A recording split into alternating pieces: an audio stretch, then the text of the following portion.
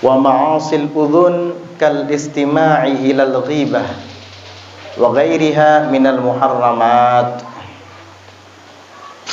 Dan adapun maksiat-maksiat telinga itu seperti mendengarkan kepada ghibah. Artinya ketika ada seseorang menggunjing orang lain, lalu kemudian kita turut serta mendengarkannya, maka dosa yang didapat oleh orang tersebut juga kita dapatkan. Wal'iyadzubillah, sama, tidak ada bedanya. Makanya disebutkan al-mustami'u syarikul qail, orang yang mendengar turut serta dengan orang yang berkata-kata. Kita ketika mendengar ayat Al-Quran dibacakan, padahal kita hanya sekedar mendengar, yang membaca orang lain, tetap kita mendapatkan pahala bacaan ayat Al-Quran yang dibaca oleh orang tersebut. Begitu juga apabila ada orang mengucapkan dengan lisannya kalimat-kalimat haram dan kita turut serta mendengarkannya, maka sebagaimana orang itu mendapatkan dosa dari ucapan haramnya, kita yang mendengarkannya pun juga mendapatkan jatah daripada dosa tersebut. Waliyadzubillah. Oleh karenanya jaga telinga kita daripada mendengar hal-hal yang diharamkan. Kal ghibah, seperti ghibah tadi, itu contoh saja. Wa ghairiha, dan selainnya daripada ghibah, minal muharramat, daripada hal-hal yang diharamkan. Apabila ada orang mengucapkan kalimat-kalimat jorok, naudzubillah, ya, kita ikut serta duduk mendengarkan kalimat jorok itu, sama kita seperti dia. Oleh karenanya seringkali ulun bicarakan dan sampaikan bahwasanya kalimat-kalimat jorok itu tidak mendidik sama sekali. Kalimat-kalimat porno itu meracuni telinga kita. Kita ingin mendapatkan pahala, malah pulang-pulang kita mendapat dosa. Akibat apa? Kata-kata porno buruk yang tidak senonoh itu diperdengarkan ke telinga kita. Kasihan, tujuan kita datang untuk mendengarkan ilmu, untuk mendapatkan pahala, malah dihadiahkan dengan kalimat-kalimat kotor, dengan kalimat-kalimat porno, tidak senonoh, racun. Dia maksiat lisan karena mengucapkan kalimat yang tidak baik. Kita pendengar maksiat telinga. Dan kita kemarin sudah dianjurkan oleh beliau Al-Habib Ahmad bin Zain Al-Habsyi untuk menjaga lisan dari yang haram, juga menjaga mata dan telinga. Di dalam syair disebutkan, wasam'aka sun an sama'il qabih ka sawnil lisani anin nutqi bih fa innaka inda istima'il qabih syarikun liqailihi fantabih. Kata penyair, wasam'aka sun an sama'il qabih, pendengaranmu pelihara, jaga daripada mendengarkan yang jelek. Kasaunil lisani anin nutqi bih, sebagaimana menjaga lidah daripada mengucapkannya yang jelek tadi. Fa innaka indastima'il qabih, karena sesungguhnya engkau ketika mendengarkan yang jelek itu, syarikun liqailihi fantabih, engkau berarti turut serta dengan orang yang mengucapkannya. Fantabih, maka hati-hatilah. Hati-hati. Selektif, pilih-pilih. Ini saya duduk di sini dengerin orang ini, kira-kira dia ngomong apa? Oh, saya sering dengar dia ini kayaknya ngomong porno. Jangan didatangi. Man katsara sawada qaumin fahuwa minhum. Barang siapa yang memperbanyak jumlah suatu golongan, maka ia termasuk dari golongan itu. Biar kapok, biar jerak, biar tahu diri, agar tidak ngomong sembarangan lagi, agar umat ini tidak diracuni dengan kalimat-kalimat yang tidak senonoh, yang tidak pantas dalam syariat yang Rasulullah sallallahu alaihi wasallam saja beliau malu mengucapkannya dengan terang-terangan. Nah, kamu itu yang diajarkan ilmu siapa? Ilmu Firaun atau ilmu Dajjal? Atau ilmu Rasul sallallahu alaihi wasallam? Kalau kamu mengajarkan ilmu Rasul sallallahu alaihi wasallam, beliau yang kamu ajarkan ilmunya itu asyaddu hayaan minan nisa fi khudurihinna au minal azara fi khudurihinna. Nabi itu sangat pemalu melebihi gadis-gadis Arab yang tinggal di kemah-kemah mereka, yang bersembunyi di kemah-kemah mereka. Sallallahu alaihi wa ala alihi wa sahbihi wasallam. Kemudian ma'asil yad, maksiat tangan. Wa ma'asil yad kal khiyanah. Dan maksiat tangan itu seperti berkhianat. Maksudnya berkhianat bagaimana? Yaitu mengambil hak orang lain dengan menggunakan tangan. Ada orang nitip kepada kita uang misalnya, kamu mau kemana? Saya mau nengok anak saya di pesantren. Pesantren mana? Pesantren di daerah Banjarmasin sana misalnya. Oh, kebetulan anak saya juga mondok di sana. Nitip uang ya? Oh, berapa mau nitip? 250.000. Udah diambil sama dia. Pas sampai ke anak cuma 200.000. Kemana 50.000-nya? Kamu ambil dengan tanganmu. Maksiat tangan itu. Dikorupsi sama dia. Ada juga ketika kita beli buah di sebuah toko, katakan buah semangka misalnya. Iya. Ketika kita beli buah semangka, orang yang menjual itu bertanya kepada kita, "Dari mana?" "Dari Asam-Asam, Kecamatan Jorong." "Oh, saya punya keluarga namanya Fulan bin Fulan. Tinggalnya di daerah Perumnas WCG sana." "Wah, kebetulan saya juga di situ. Itu tetangga saya." "Oh, tetanggaan ya?" "Iya." "Saya nitip boleh nggak?" "Nitip apa?" "Semangka." "Oh, silahkan. Berapa?" 4 biji. "Baik, saya bawakan." Begitu sampai ke tetangganya tadi cuma 3 biji. Kemana sebijinya itu? Diambil sama dia. Ini khianat dengan tangannya. Diambil semangka itu. Wal'iyadzubillah. Wassariqatu, dan mencuri. Mencuri dengan tangan. Kal khiyanati wassariqati, dan mencuri dengan tangannya, menggunakan tangan. Wasairil muamalatil muharramah, dan seluruh transaksi-transaksi yang diharamkan, bermuamalah dengan jalan yang diharamkan. Ketika ada orang yang melakukan muamalah atau transaksi dengan riba, dia mengambil uang dari pihak yang meminjamkan uang, kemudian dia mengambil pena dan lalu kemudian menandatangani hitam di atas putih, itu dosa semua. Tangannya itu maksiat semua. Dan ketika nanti membayar bulanan dengan bayaran lebih tentunya daripada uang yang dipinjam, minjam 10 juta dibayar berangsur-angsur, tapi kalau di total jadi 15 juta, 50% bunganya, maka itu riba dan dosa. Setiap kali dia menyisihkan uang dan membayar kepada orang yang meminjamkannya, setiap itu pula tangannya bermaksiat. Ini kita lagi tidak membicarakan dosa ribanya ya. Kalau dosa ribanya itu minal kabair, termasuk dosa-dosa besar, sudah sering kita bahas. Ini kita bicarakan tentang dosa tangannya ini. Dosa tangannya memegang uang itu di saat menerima pinjaman yang ribawi, yang berbunga tadi, dan di saat membayarnya secara berangsur per bulan, itu tangan kamu maksiat terus itu.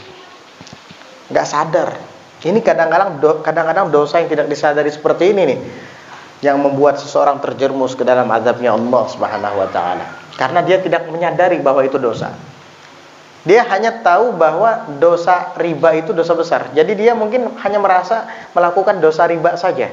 Padahal dia juga melakukan dosa tangan. Ma'asil yad. Enggak sadar dia. Dan seluruh al-muamalatil muharramah, muamalat perbuatan-perbuatan yang diharamkan dengan menggunakan tangan.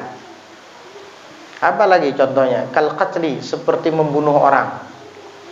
Orang yang tidak bersalah dia bunuh. Wal'iyadzubillah, dengan sengaja. Bukan karena tidak sengaja, lain lagi. Kita lagi sedang nyetir mobil, ada orang nyebrang tanpa menoleh kiri kanan, akhirnya ketabrak, meninggal. Bukan salah kita. Dan kita tidak ada niat untuk membunuhnya. Ini namanya tidak disengaja. Ini enggak, memang disengaja. Sudah dari sejak keluar dari rumah berbekal belati, mau nusuk orang misalnya, waliyadzubillah, maksiat tangan. Itu belum dosa membunuhnya. Dosa membunuhnya minal kabair, qatlun nafs. Dan dosa tangannya juga masuk di situ. Nah, kemudian waddarbi bighairi haqqin, dan memukul tanpa ada hak. Artinya orang nggak ada salah apa-apa tiba-tiba dipukul. Atau bahkan dia yang bersalah karena merasa berani, akhirnya orang lain dipukul sama dia. Ditegur orang karena dia salah, malah yang menegur dipukul sama dia. Itu maksiat tangan. Kamu menzalimi orang lain dengan tangan kamu. Tangan itu kelak akan bersaksi di hadapan Allah Subhanahu wa taala. Dia akan mengatakan, saya dulu pernah digunakan oleh si fulan untuk memukul orang lain tanpa ada hak. Al-yauma nakhtimu ala afwahihim wa tukallimuna aydihim wa tashhadu arjuluhum bima kanu yaksibun. Hari ini kami kunci, kami tutup mulut-mulut mereka. Mulut yang biasa berbohong ketika hidup di dunia itu kami kunci, kami tutup. Sebab kalau ditanya, kamu pernah memukul orang dengan tanganmu? Mungkin dia nanti bohong. Enggak, padahal pernah. Mending dikunci aja, ditutup. Terus apa yang bicara? Wa tukallimuna aydihim, dan tangan-tangan mereka nanti yang akan bicara. Mulut yang pembohong itu dikunci sama Allah, biar tangan sendiri yang akan berbicara. Wa tashhadu arjuluhum, dan kaki-kaki mereka nanti kelak akan bersaksi. Biar kaki sendiri yang akan bersaksi nantinya. Kata tangan, saya digunakannya mencuri, saya digunakannya merampok, saya digunakannya memukul orang, bahkan saya digunakannya membunuh orang lain. Kata saksi, iya betul, saya sebagai saksinya. Kata kaki, saya bersaksi akan hal itu. Tangan mengatakan perkataan yang benar. Kuat. Mulut nggak bisa ngomong, dikunci sama Allah Subhanahu wa taala. Tangannya digunakan menyentuh perempuan yang tidak halal, yang bukan istrinya, bukan pula hubungan mahram, tidak ada pula hubungan mahram antara keduanya. Haram. Jangan anggap sepele hal-hal yang semacam ini. Kalau ada orang Bib ngasih tangan ke kita terus kita nggak ngasih, kan nggak enak Bib. Oh nggak enak. Emang alasan nggak enak bisa menghalalkan yang haram? Sejak kapan itu terjadi? Terus kalau kamu nggak enak sama manusia tapi enak sama Allah gitu, kapan sampainya kepada Allah? Mending gak enak sama Allah, enak sama manusia, daripada gak enak sama manusia tapi enak sama Allah gitu. Tuhan kamu sendiri yang menciptakan kamu dari sebelumnya tidak ada, lalu kemudian menjadi ada. Masa manusia lebih kamu segani daripada Tuhanmu sendiri? Ketika orang menghulurkan tangan, kita bilang maaf, dia ngerti. Apalagi sekarang sudah banyak yang paham tentang hal-hal yang demikian. Iya. Oh, berarti orang ini menjaga hukum syariat. Hormati, dia juga akan menghormati kita. Gak ada kok yang bilang sombong. Dulu mungkin, sekarang udah enggak, paham semua sudah. Karena ulama banyak menjelaskan tentang hal itu. Semua 4 mazhab mengatakan seperti itu. Gak boleh berjabatan tangan antara lelaki dan wanita yang bukan mahram dan bukan pula istri. 4 mazhab itu semua.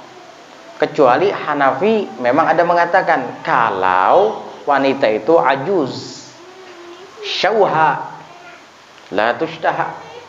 Wanita itu sudah nenek-nenek, tua, syauha, udah keriput, la tushtaha, udah nggak dikepingini lagi. Nah, ini nggak apa-apa menurut mazhab Hanafi. Karena apa? Gak mungkin syahwat sama nenek-nenek. Gitu. Jadi illat haramnya berjabatan tangan atau bersentuhan antara lelaki ajnabi dengan wanita ajnabiyah adalah adanya syahwat. Itu tidak ada kata Hanafi, sehingga boleh. Kalau dalam mazhab Imam Syafi'i tidak boleh tetap. Kenapa? Karena ada kaidah ma min saqitatin illa walaha laqitah. Tidak ada buah yang jatuh kecuali ada yang menjatuh. Artinya, ya, laki-lakinya tidak syahwat sama nenek-nenek. Tapi nenek-neneknya bisa saja syahwat sama lelaki itu. Siapa tahu? Kan begitu. Kamu bisa menahan syahwat orang? Urusan hati kan? Mailanun nufus.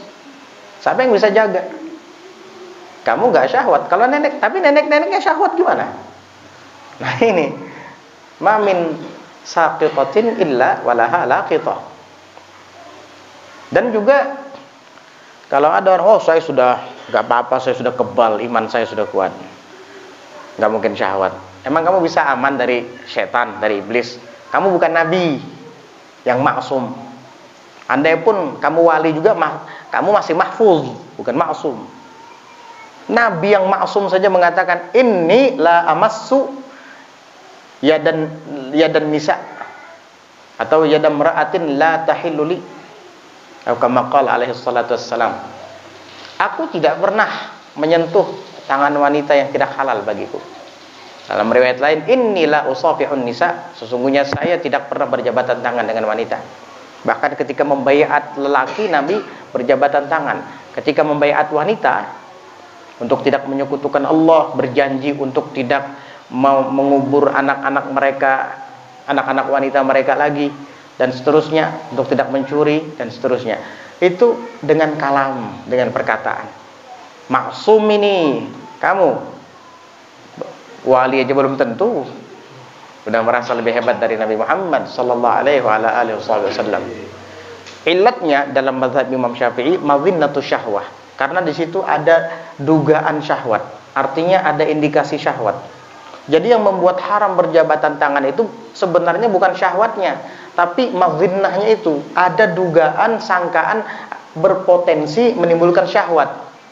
Nah, itu yang dijadikan alasan illat oleh Imam Syafi'i dan imam-imam yang lain bahwa haramnya laki-laki dan wanita yang ajnabiyain untuk berjabatan tangan. Nah, lain kalau mahram sendiri atau istri sendiri atau budak sendiri, kalau memang ada perbudakan enggak masalah. Tapi kalau selain itu jangan. Jadi alasan tidak enak tidak bisa menghalalkan yang haram. Dan kita lebih baik tidak enak sama Allah daripada tidak enak sama makhluk.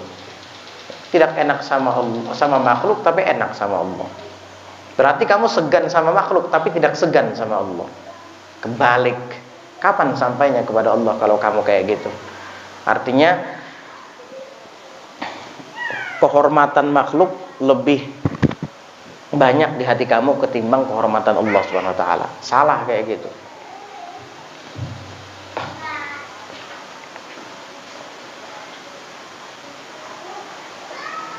Wadharbi bighairi haqqin, dan memukul tanpa ada hak. Tapi kalau hanya memukul karena memang ada hak, lain lagi ceritanya. Seperti kisos misalnya, ada orang memukul kita sampai cedera, kita laporkan, lalu kemudian ke hakim, lalu hakim memutuskan bahwa kamu boleh membalasnya. Kita menuntut kisos, wal juruh ke kisos, luka pun di kisos, kita balas juga. Waktu itu dia mukul saya, patah gigi saya satu, ya pukul dia sampai patah giginya satu juga. Itu namanya ad-darbu bihaqqin, memukul karena ada hak. Nah, yang dimaksud dilarang di sini adalah ad-darbu bighairi haqq, memukul tanpa ada hak. Enggak boleh memukul tanpa ada hak. Dan masih banyak lagi dosa-dosa tangan, seperti menulis sesuatu yang tidak boleh apabila diucapkan. Ya. Kita tulis kalimat yang apabila itu diucapkan tidak boleh. Sama hukumnya seperti mengucapkan kalimat itu. Artinya, boleh jadi seseorang menggibah tanpa menggunakan lisan, melainkan menggunakan jari. Bisa jadi seperti itu. ngetik pesan di HP-nya. Hati-hatilah ikam lawan nang baju hirang tuh. Tuh orangnya pelit ini. CS dikirim. Share kemana-mana. Yang mana? Paham ya kau tak? Paham. Aku tahu ya orangnya. Padahal nggak ngomong, tapi dia ketik dengan jarinya. Maka orang tersebut sudah bermaksiat dengan tangannya dan dihukumi ghibah, karena orang-orang yang menerima pesan dari hasil tulisannya itu paham siapa yang dimaksud. Waliyadzubillah, hati-hati. Apalagi sekarang media sosial ini sangat mudah untuk menyebarkan tulisan-tulisan yang kita tulis. Oleh karenanya, tulislah yang bermanfaat untuk kamu di dunia dan di akhirat. Sekiranya orang lain bisa mengambil ibrah, pelajaran, ilmu. Jangan menulis kalimat-kalimat yang akan bermudarat bagi kamu. Karena kadangkala si penulis meninggal dunia, tapi tulisannya masih ada di dunia. Akhirnya dosanya terus berjalan.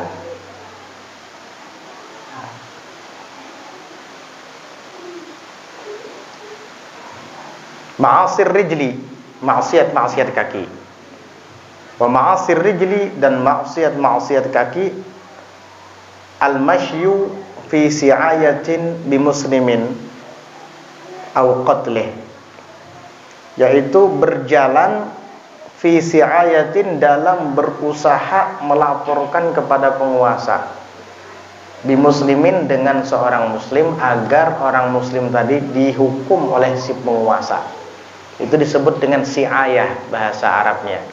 Mengadu domba tetapi kepada penguasa, bukan namimah. Kalau namimah itu mengadu domba kepada orang-orang lain selain penguasa. Kalau ini enggak, mengadu dombanya kepada penguasa. Orang yang tidak bersalah dikadukan, dilaporkan seakan-akan dia bersalah.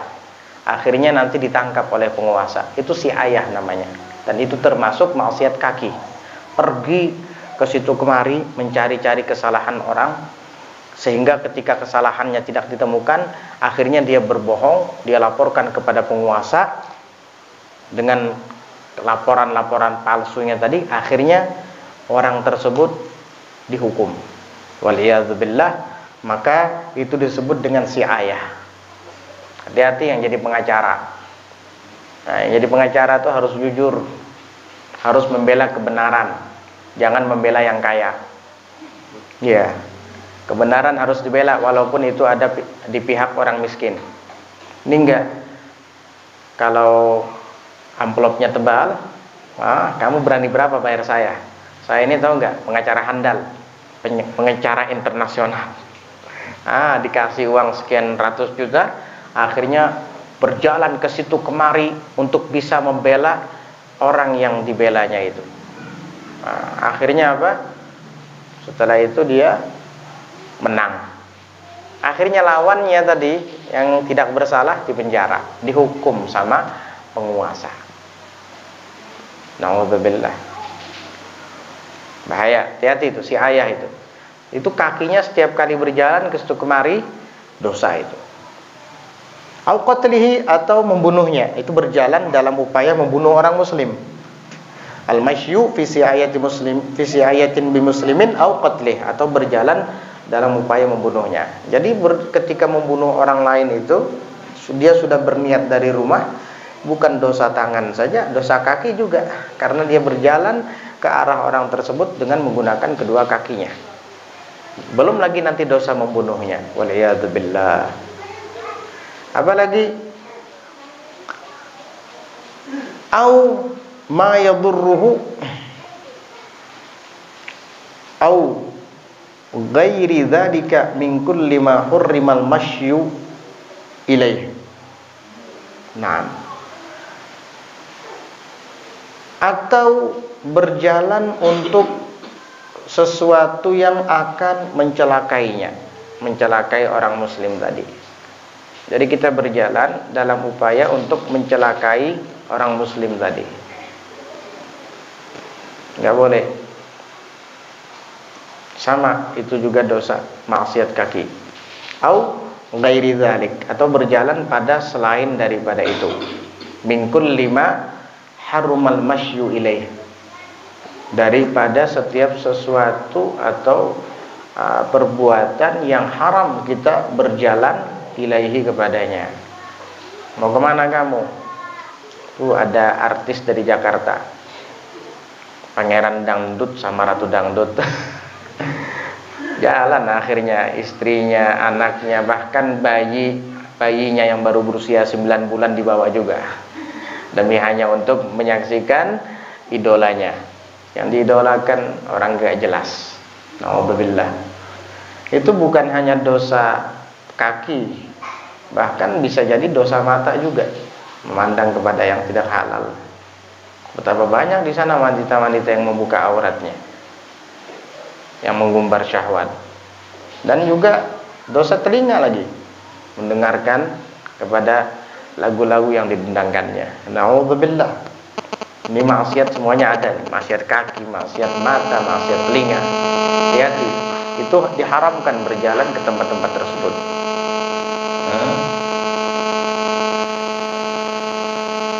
Sama juga dengan memperbanyak pengikut orang-orang yang zalim. Sama itu. Seperti yang tadi disebutkan, man kaffara sawada qaumin fahuwa minhum. Barang siapa yang memperbanyak jumlah sekelompok orang, maka ia termasuk daripada golongan tersebut. Kalau seandainya yang kita hadiri dan kita datangi itu orang-orang baik, dan kita perbanyak jumlah mereka, maka kita termasuk dalam kelompok orang baik itu. Tapi kalau seandainya yang kita datangi itu adalah perkumpulan orang-orang jahat, kita ikut serta di sana, akhirnya tambah banyak pengikutnya, orang-orang yang hadir di sana, kita juga dapat dosa seperti yang mereka dapat. Waliyadzubillah. Kemudian ma'asil farji, yaitu maksiat-maksiat kemaluan. Wa ma'asil farji kadzina wal liwat wal istimna'i wal yaz wa ghairi dzalika min ma'asil farj. Dan maksiat-maksiat kemaluan itu kadzina, seperti berzina. Berzina ini juga termasuk maksiat kemaluan, dan itu termasuk dosa besar sekali. Di dalam Al-Quran Allah Subhanahu wa ta'ala melarang, wala taqrabuz zina, dan jangan kalian dekati perzinahan. Mendekatinya aja nggak boleh. Maksud mendekatinya apa? Tuh pacaran, chatting-chattingan, itu mendekati perzinahan itu. Dari berkenalan, ketemuan, kencan, berzina. Na'udzubillah. Itu jangan didekati sebab-sebabnya, apalagi perzinahannya. Mendekatinya aja dilarang sama Allah, apalagi berzina. Na'udzubillah min dzalik, wa la taqrabuz zina. Kenapa? Innahu kana fahishatan wa sa'at sabila.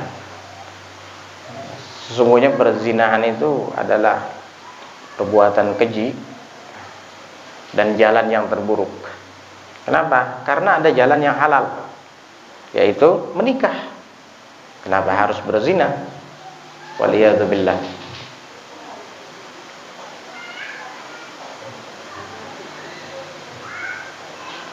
Kemudian wal liwat. Apa sih liwat? Liwat itu adalah homoseks, lelaki suka sesama lelaki.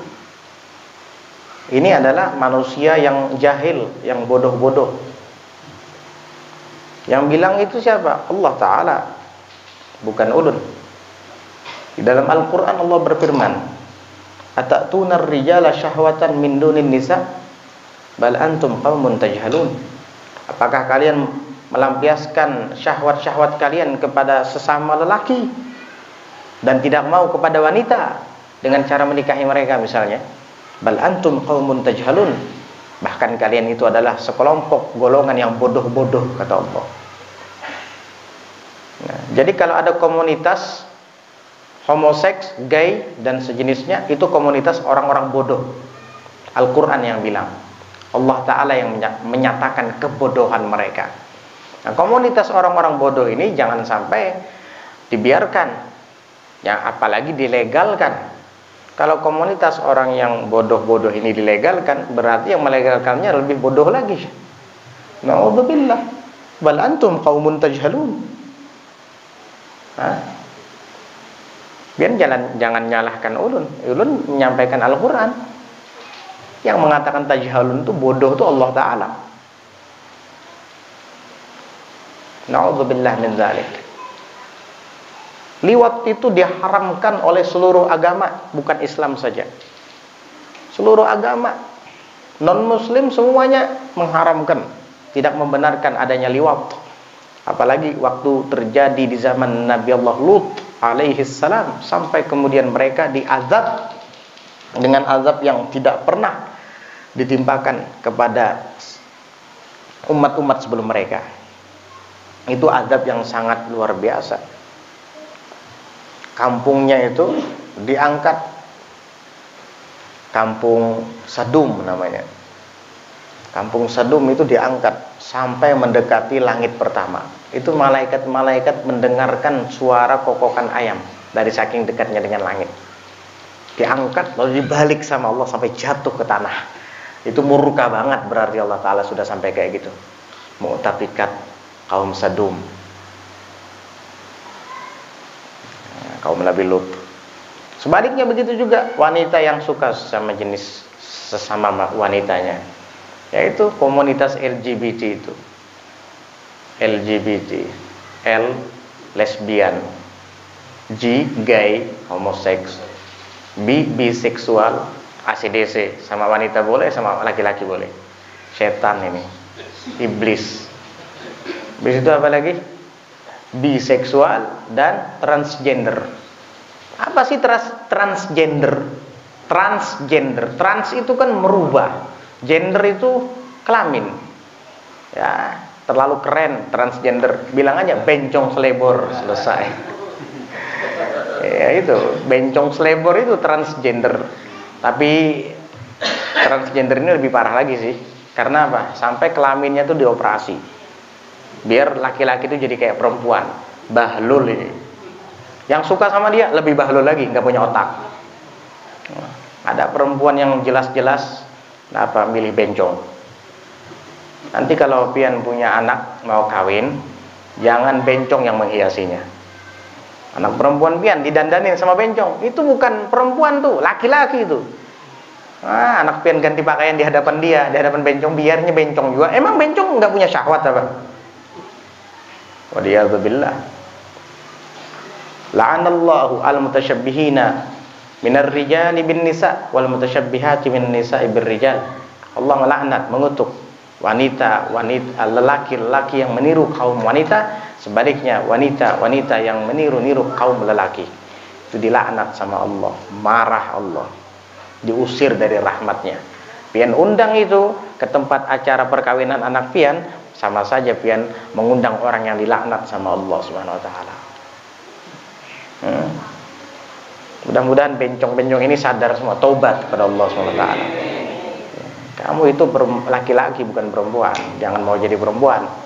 Sama yang tomboy-tomboy itu, kamu itu perempuan, jangan sok-sok jadi laki. Sama hukumnya, mal'unah, terlaknat juga. Na'udzubillah. Ini sama saja dengan tidak tidak menerima qada dan qadarnya Allah, keputusan dan takdirnya Allah. Kamu sudah ditakdir jadi lelaki, kenapa pengen jadi wanita? Sudah ditakdir jadi wanita, kenapa pengen jadi lelaki? Rukun iman itu, rukun iman yang kelima sebelum hari kiamat. Iman kepada qada dan qadar, baik dan buruknya datang dari Allah. Kuat nggak iman kamu? Kalau kuat, nggak mungkin kamu jadi bencong. Karena dengan jadi bencong, kamu tidak terima dengan qada dan qadarnya Allah. Sebagaimana wanita yang jadi lelaki, tomboy, nggak terima dengan qada dan qadarnya Allah. Waliyadzubillah. Wal istimna'i bil yad, dan mengeluarkan sperma dengan tangan. Ini juga maksiat farji, kemaluan. apa bahasanya? Onani ya. Onani itu. Onani itu adalah dosa haram, maksiat farji. Di dalam sebuah riwayat itu disebutkan la'anallahu man nakaha yadah. Allah melaknat orang yang menikahi tangannya sendiri. Enggak punya otak, tangan sendiri dinikahi sama dia. Na'udzubillah min dzalik. Taubat. Kalau kamu memang enggak sanggup lagi, ya cepat menikah. Cari istri yang sah, yang halal. Jangan onani, maksiat yad.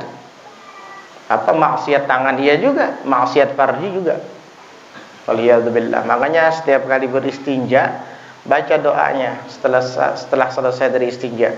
Allahumma tahhir qalbi minan nifaqi wa hassin farji minal fawahish. Ya Allah, bersihkan hati saya daripada kemunafikan dan bentengi, lindungi kemaluan saya daripada fawahish, perbuatan-perbuatan keji, berzina, onani dan lain-lain. Wa ghairi dzalika min ma'asil farji, dan selain daripada itu, daripada maksiat-maksiat kemaluan. Ini semua sama, laki-laki perempuan enggak boleh melakukan itu. Kemudian wal ma'siyatu bikullil badani, dan bermaksiat dengan seluruh badannya. Kalau tadi kan dirincikan maksiat telinga, maksiat tangan, kaki, kemaluan. Nah, kalau ini maksiat badan secara keseluruhan. Seperti apa? Kal uquqi lil walidain, seperti durhaka kepada kedua orang tua, menyakiti hati kedua orang tua, berkata kasar kepada keduanya, tidak mematuhi perintah keduanya, padahal itu adalah baik. Ini adalah tipe anak yang durhaka. Dan anak yang durhaka ini tidak akan pernah mencium aroma surga, apalagi memasukinya. Salasatun la yanfa'u ma'ahunna amalun: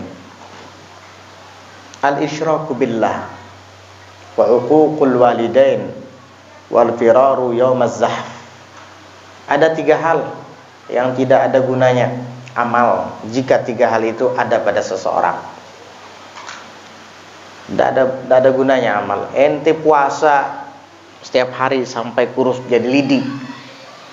Ente sholat sebanyak mungkin sampai bungkuk menjadi busur panah. Ente bersedekah sampai sekian miliar rupiah, tapi 3 hal ini ada pada dirimu, sia-sia, gak diterima sama Allah. Pertama adalah isyrak billah, menyekutukan Allah. Menyekutukan Allah, murtad, orang kafir gak diterima amalnya sama Allah. Yang kedua, uququl walidain, durhaka kepada kedua orang tua. Dan yang ketiga adalah lari di saat sedang berperang. Ini apabila ada pada diri seseorang dan ia belum bertobat dari dosa itu, amal-amal yang dia lakukan itu tidak ada gunanya, sia-sia, tidak berguna, sia-sia. Waliyadzubillah. Wal firari yaumaz minaz zahfi. Nah, ini juga sama, dan lari dari peperangan. Di saat sedang sengit peperangan, orang muslim melawan orang kafir, dia malah kabur. Gak boleh. Kita boleh mundur untuk menghindar serangan orang, bukan untuk lari. Jadi dalam perang itu harus maju terus, kecuali ada aba-aba dari panglima perang. Mundur, baru mundur. Selama belum ada aba-aba itu terus maju, apapun resikonya. Tapi kalau kamu meninggal, kamu jadi mati syahid. Abdullah ibn al-Haram itu ketika sedang perang, beliau semangatnya luar biasa. Sampai-sampai ada yang bertanya, ada apa engkau wahai Abdullah ibn al-Haram? Kamu berperang dengan semangat seperti ini? Demi Allah, aku mencium aroma surga di bawah gunung Uhud. Jadi dia sadar bahwa sebentar lagi dia mati syahid. Aroma surga udah tercium di hidungnya, jadi nggak gentar sama sekali. Akhirnya betul beliau meninggal dunia. Dalam riwayat beliau itu pincang, minta izin sama Nabi, ya Rasulullah, izinkan saya untuk pergi jihad. membela agama. Tapi kaki kamu kan pincang. Biarkan ya Rasulullah, saya ingin memijakkan kaki pincang saya ini kelak di surga. Biar si pincang ini nanti menginjak surga. Allahu Akbar. Gak ada yang takut sahabat itu. Bahkan dalam riwayat sahabat itu ketika berperang kadang-kadang pedangnya tuh jatuh dari tangannya karena ngantuk. Ngantuk. Ambil lagi, perang lagi. Subhanallah. Perang sempat ngantuk, bayangkan. Musuh bawa tombak, bawa pedang, bawa panah, ngantuk. Ambil lagi. Ini menunjukkan mereka tuh berani. Kita jangankan kayak itu, ya dimamai orang aja hilang ngantuk. Baru diomelin, belum perang hilang ngantuk. Kalau sahabat itu nggak takut, nggak gentar sama sekali. Ada musuh biasa, mau perang, ayo. Itu berani sahabat-sahabat itu. Bayangkan sampai ngantuk di saat perang, pedangnya jatuh diambil lagi. Ini menunjukkan hatinya itu nggak takut karena mereka sadar kalau meninggal dunia syahid. Jadi begitu. Kemudian wahuma minal kabair, dan keduanya itu termasuk dosa-dosa besar. Ya, durhaka kepada kedua orang tua dan lari di saat sedang terjadi peperangan. Wa ghairi dzalik, dan selain daripada itu masih banyak lagi. Seperti apa? Mithla qati'ir rahim, seperti memutus tali silaturahim. Memutus tali silaturahim. Memutus hubungan dengan kerabat sendiri, memutus hubungan antara kita dengan sahabat atau tetangga. Itu termasuk dosa besar itu. Karena Allah memerintahkan untuk menjalin silaturahim, kamu malah memutuskannya. Sama juga apalagi memutus hubungan dengan orang tua sendiri, waliyadzubillah. Ini sudah durhaka kepada kedua orang tua, uququl walidain, ditambah lagi qati'ur rahim. Disebutkan qati'ur rahim mal'unun wa in mata fi jawfil Ka'bah. Orang yang memutuskan tali silaturahim itu terkutuk, dilaknat oleh Allah walaupun dia meninggal di tengah-tengah Ka'bah, tempat yang paling mulia di atas bumi. Iya, termasuk tempat yang paling mulia, kiblat umat Islam sedunia, Baitullah, Ka'bah al-Musyarrafah. Kamu meninggal dunia di dalamnya, subhanallah. Tempat yang hari-hari ditawafi oleh umat muslimin muslimat dari bangsa jin dan manusia, bahkan para malaikat. Kiblat seluruh umat muslimin muslimat sedunia.